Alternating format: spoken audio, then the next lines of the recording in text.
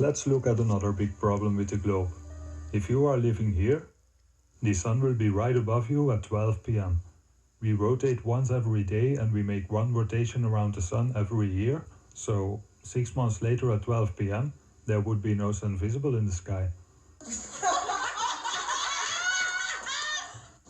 Humans, for the most part, don't have a clue. They don't want one or need one either. They're happy. They think they have a good bead on things. Well, why the big secret? People are smart. They can handle it. A person is smart. People are dumb, panicky, dangerous animals, and you know it. 1,500 years ago, everybody knew the Earth was the center of the universe. 500 years ago, everybody knew the Earth was flat. And 15 minutes ago, you knew that people were alone on this planet. Imagine what you'll know tomorrow. Centripetal force aboard the... Hello, I'm Jeff Williams on board the International Space Station, Expedition 22, and today I would like to talk to you about centripetal force. A big word, but I know you use it and take advantage of it every day. We've heard about acceleration, linear acceleration and angular acceleration. With angular acceleration, there's a force that's produced. A force, of course, is required to produce an acceleration. That's true in a linear acceleration and an angular acceleration. If, let's say we were to take this object here. This is a tool. It's a special tool that we use on board the space station, actually during spacewalks. But it's a heavy metal object, and that's what I really wanted to use. And you can see I have it tied to a string, or with a string, onto this bungee right here. And it's just floating here in weightlessness. And you can see the string here is rather loose, and it's just kind of floating randomly. If I were to rotate this thing on the string around this bungee, and let me do this, you can see that the string pulls taut and stays tight. And the tool continues to rotate around the bungee. In fact, if you look really close at the bungee, you can see that the bungee bends at the point that it's rotating, and it bends toward the tool. And that is caused by the centripetal force due to the angular acceleration of the tool as it rotates around, keeping this string tight and keeping the rotation in a circular motion. It's the same kind of force that applies to the rotation of planets around the sun, or the moon around the Earth, or the space station around the Earth. Thank you for explaining that, NASA. However, I have a huge problem with this. Maybe you are wondering what centripetal force means. I'm sure you all know centrifugal force, the force that would make everything fly off into space if we would not have gravity. Centripetal force basically is the centrifugal force or effect that appears when an object is attached to a fixed center. So, what is holding everything fixed to the center? Alright, it's gravity again. They've been talking down new sources of energy. They dismiss wind power. They dismiss solar power. They make jokes about biofuels. They were against raising fuel standards. I guess they like gas guzzlers. They think that's good for our future. We're trying to move towards the future. They want to be stuck in the past. And we've heard this kind of thinking before. Let me tell you something. If some of these folks were around when Columbus set sail,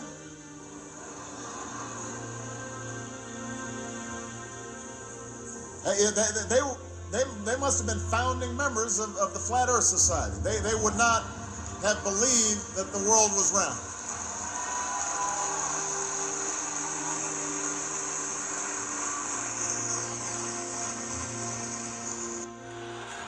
But there's a reason. You know, and he's got a great fucking... See how he's stopping it before it gets started? Throwing the Flat Earth Society out there. Get everybody laughing about the Flat Earth Society again. Bring that old shit up. You know, I mean, it was always flat. It's the globe that's the fucking theory. Because everybody fucking knew it was flat before. Plain and fucking simple. They knew it. And Copernicus came up with the globe theory. And that's all it was. And he said himself, don't take this shit literal. It's just a theory. He didn't even get to prove it. And it didn't even come out until he fucking died on his deathbed. So, and his friends talked him into fucking doing it. Which are probably evil motherfuckers in control of the shit, you know, now. So, anyways, I said, the earth is flat, motherfuckers. Guarantee you. And if you don't accept that, you'll never accept any fucking thing. So, you should just kill yourself. Because you know what? You're just fucking wasting oxygen, baby. So, you better get off your fucking ass and do some fucking research. You lazy cocksuckers. Turn the fucking TV off. Yeah, George Carlin's fixing to fucking tell you.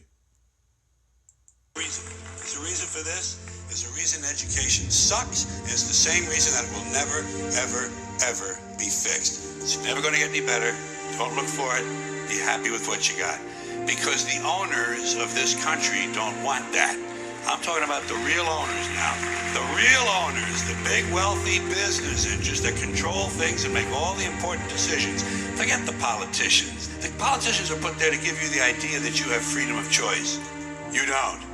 You have no choice. You have owners. They own you.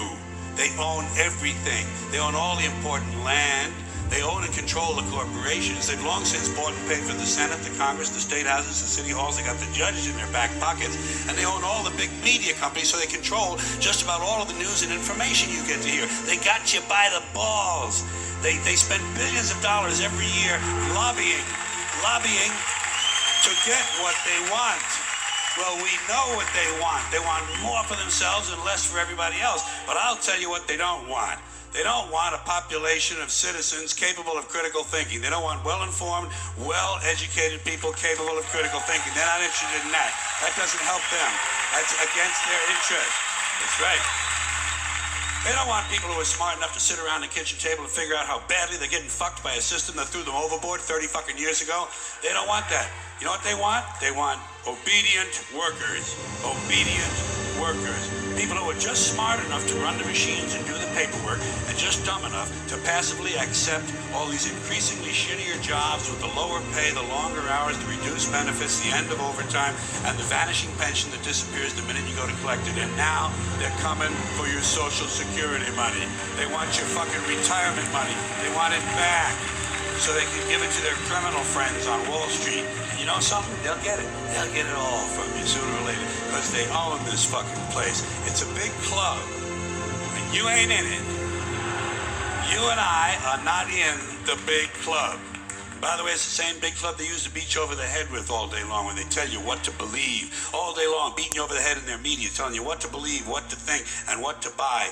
The table is tilted, folks. The game is rigged. And nobody seems to notice. Nobody seems to care. Good, honest, hard-working people, white collar, blue collar, doesn't matter what color shirt you have on. Good, honest, hard-working people continue. These are people of modest means. Continue to elect these rich cocksuckers who don't give a fuck about them. They don't give a fuck about you. They don't give a fuck about you. They don't care about you at all. At all. At all. Yeah. You know? And nobody seems to notice, nobody seems to care. That's what the owners count on, the fact that Americans will probably remain willfully ignorant of the big red, white, and blue dick that's being jammed up their assholes every day. Because the owners of this country know the truth. It's called the American dream, because you have to be asleep to believe it. We are being brainwashed. Kids are being brainwashed. Be the change. Think for yourself and do something about it. Go to the NASA channel and ask questions. Contact professors at universities and ask questions. Do experiments and research and believe in yourself. One person can make a big difference. Thank you for watching. Please subscribe. And in case you want, feel free to re-upload. You know, folks, one person can They make know a that big... Prince Harry and a team of injured service. One person can make a big fucking difference, you know? Like I said, quit thinking you're a piece of shit. Quit thinking you're fucking worthless like they made you think you are.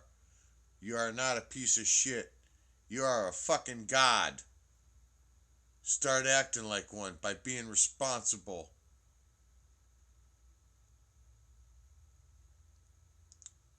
You are God incarnated in fucking man.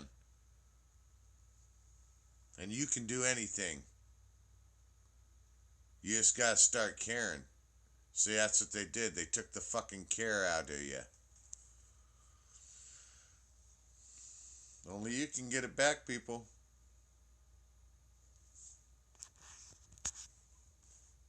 Men and women have been walking to the South Pole. Well, they've got there. They've completed the 200-mile Walking with the Wounded South Pole Challenge. That's its proper name. They've spent more than 3 weeks trekking through Antarctica, and this was what it sounded like at the moment when they arrived at the bottom of the world.